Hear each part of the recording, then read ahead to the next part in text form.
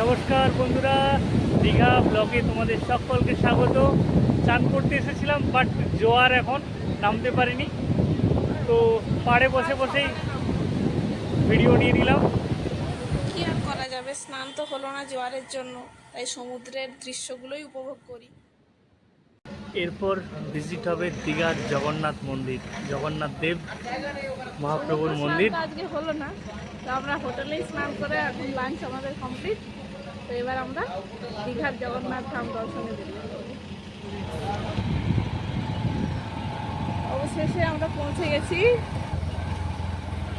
নতুন ওপেনিং হওয়া দীঘার জগন্নাথ ধামে। অপূর্ব সুন্দর করেছে বলো। সত্যি অপূর্ব সুন্দর।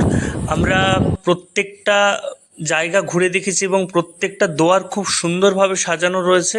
আমার তো খুব ভালো লেগেছে। বন্ধুরা, আপনাদের কেমন লেগেছে? যারা গিয়েছেন এবং যারা ভিডিওটা দেখছেন তারা অবশ্যই জানাবেন।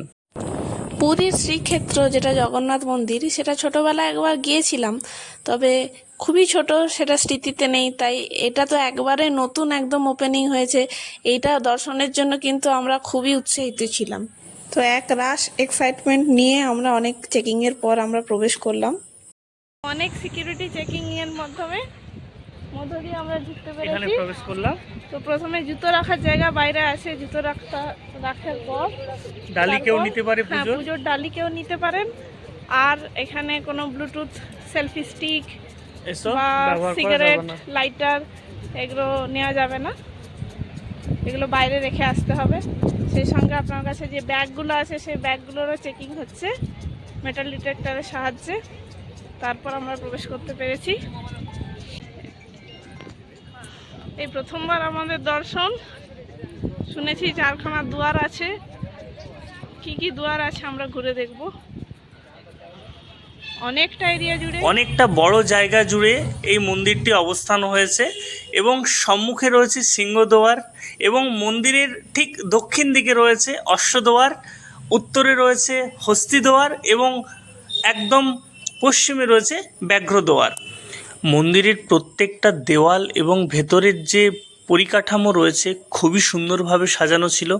আমার তো খুব ভালো লেগেছে। আপনারা ভিডিওতে দেখতেই পাচ্ছেন বন্ধুরা, কতখানি সুবিস্তৃত জায়গা জুড়ে মন্দিরটি নির্মাণ করা হয়েছে আমাদের দীঘা সমুদ্রবক্ষের পাশে।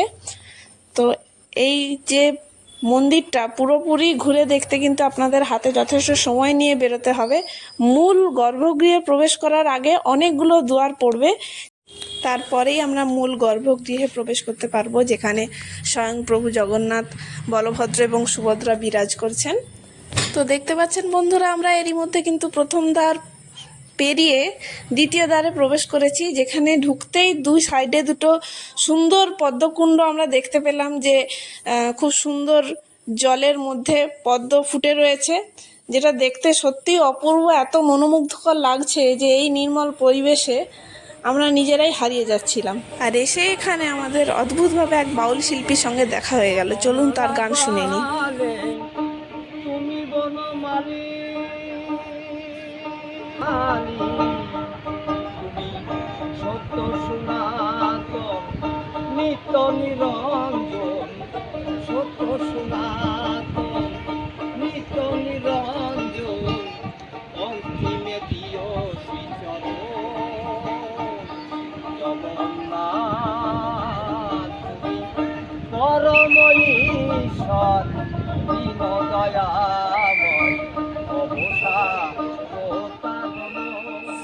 এই সুন্দর পরিবেশে ব্যক্তির গান আরোই সুন্দর করে তুলেছিল পরিবেশটাকে। খুবই ভালো লাগছিল। প্রভু জগন্নাথ দেবের একটি মূর্তি, যেটা দ্বিতীয় গৃহতে রাখা ছিল, দ্বিতীয় দুয়ার, খুব সুন্দর মানে একটা পরিবেশ। সেটা যারা আপনারা নিজেরা গিয়েছেন তারা অবশ্যই জানবেন এবং কমেন্টে অবশ্যই জানাবেন আমাদের ওই দিনে আপনারা কে কে গিয়েছিলেন। এই বাউল যে গাইছে গানটা, ওই ব্যক্তির সাথে কার কার দেখা হয়েছে অবশ্যই কমেন্টে জানাবেন। তো আমাদের কাছে একটা বড় প্রাপ্তি, একই দিনে ওই ব্যক্তিও আসে এবং ওখানে গান শোনাচ্ছে সকলকে, খুবই ভালো লেগেছে। আমরা একের পর এক দোয়ার অতিক্রম করে অবশেষে গর্ভগৃহে প্রবেশ করলাম। মন্দিরের প্রত্যেকটি স্তম্ভ এত সুন্দর স্থাপত্য কীর্তির নিদর্শন, তার সঙ্গে সঙ্গে মন্দিরের প্রত্যেকটা গম্বুজ, চূড়া, প্রত্যেকটারই আর্কিটেকচারাল স্টাইল একদম দেখবার মতো। আর ফ্লোরের যে টাইলসের কাজ, সব কিছুই দর্শনার্থীদের মন ছুঁয়ে যেতে বাধ্য। এছাড়াও মন্দিরের বিভিন্ন জায়গায় আপনারা শ্রী বিষ্ণুর বিভিন্ন অবতারের ছবি দেখতে পাবেন, কোথাও কুর্ম অবতার, কোথাও মৎস্য অবতার, এবং শুধু শ্রী বিষ্ণু নয়, শ্রী লক্ষ্মীরও অনেক অবতার আমরা দেখতে পাবো। নরসিংহ অবতার, মা লক্ষ্মীর অনেক অবতার আমরা দেখতে পাবো। সব দেখতে দেখতে আমরা অবশেষে গর্ভগৃহে প্রভু জগন্নাথের দর্শন পেয়েছি। প্রভুকে দর্শন করার এই যে দিব্য অনুভূতি, এটা কেবলমাত্র যারা চাক্ষুষ দেখেছেন তারাই শুধু এই অনুভূতিটা পাবেন। এত অল্প সময়ের মধ্যে মন্দিরের পুরো চত্বরটা ভিডিওতে দেখানো পুঙ্খানুপুঙ্খভাবে হয়তো সম্ভব হলো না, কিছু কিছু ছেড়ে গেল। তবুও আশা করছি কিছুটা অন্তত আপনাদের সবাইকে দেখাতে পেরেছি। দেখা হচ্ছে পরবর্তী ভিডিওর পর্বে। সকলেই ভালো থাকবেন, ধন্যবাদ।